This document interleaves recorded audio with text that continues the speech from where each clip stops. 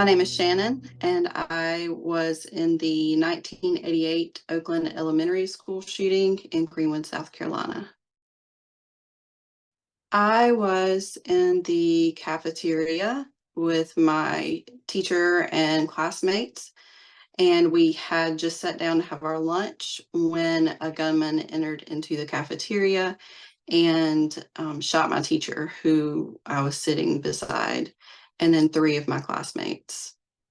He then went down the hallway to a third grade classroom where he shot another teacher that was trying to stop him. He also pistol whipped a student and shot 5 students. 2 of the students that he shot were killed, and they were 8-year-old Shaquila Bradley and Tequila Thomas.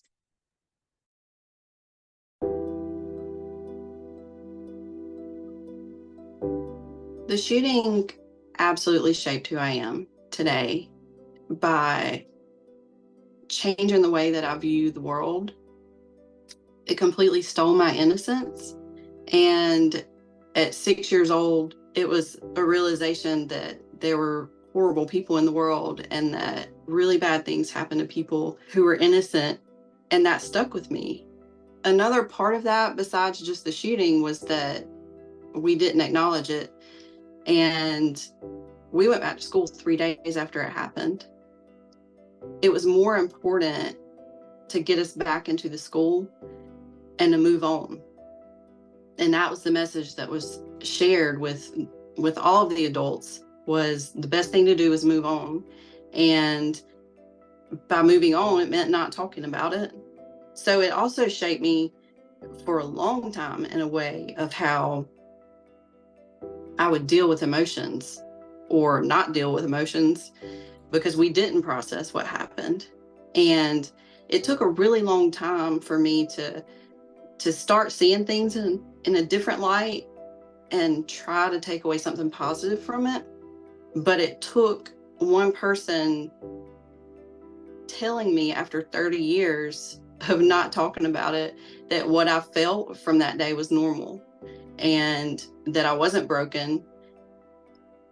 And everything that I felt was just normal for someone that had gone through what I went through. From that point, I started advocating for survivors and for victims' families, because I wanted them to know that too, because you can absolutely move forward. It doesn't mean you forget, but you can move forward with the process and move forward with your thoughts and your emotions. Everyone has to process things in their own time. And having the nation acknowledge all of those things, it just helps. It helps to know that we have people who are on our side and that understand, and it helps to have validation. We want to be seen and we want to be heard, and we want to feel like we matter.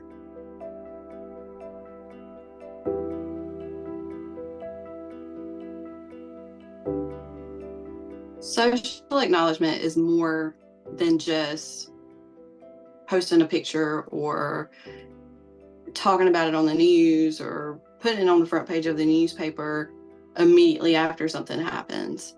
Social acknowledgement is long-term. It is providing resources for survivors and victims' families. It's not minimizing the trauma. It's realizing that there's not a specific time frame. Social acknowledgement is putting survivors and victims' families before a community's reputation, and making survivors feel like they're a dirty secret. It happened and it should be talked about. It should be talked about publicly. We didn't have that.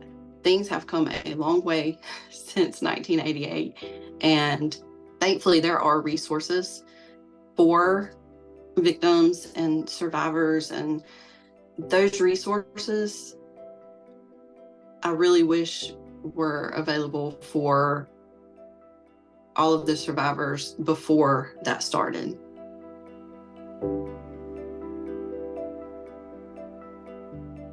media has to make it about survivors and the victims and their families, posting photos of the attacker or focusing on how many people are murdered. I'm not saying to not acknowledge any of that at any point, but that can't be all that they report on. It can't be all the media shows.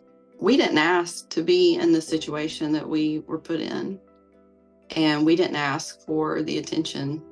But if we're going to get it, it needs to be in a way that's going to benefit us. And it's not negative, and it's not focusing on the horrific events that we had already witnessed. Showing those negative sides of everything that happened constantly, even years later, whenever the subject comes back up, it doesn't do anything but brings hurt back up that maybe we've been able to kind of move forward from, and then you have to start over. There's a picture of one of the girls that were murdered at my school, and she's in a body bag, and she is being put in the back of an ambulance. And that picture was on the front page of our newspaper day one. And every time, whether it was another year mark or anything that brought the story back up, they were using that picture.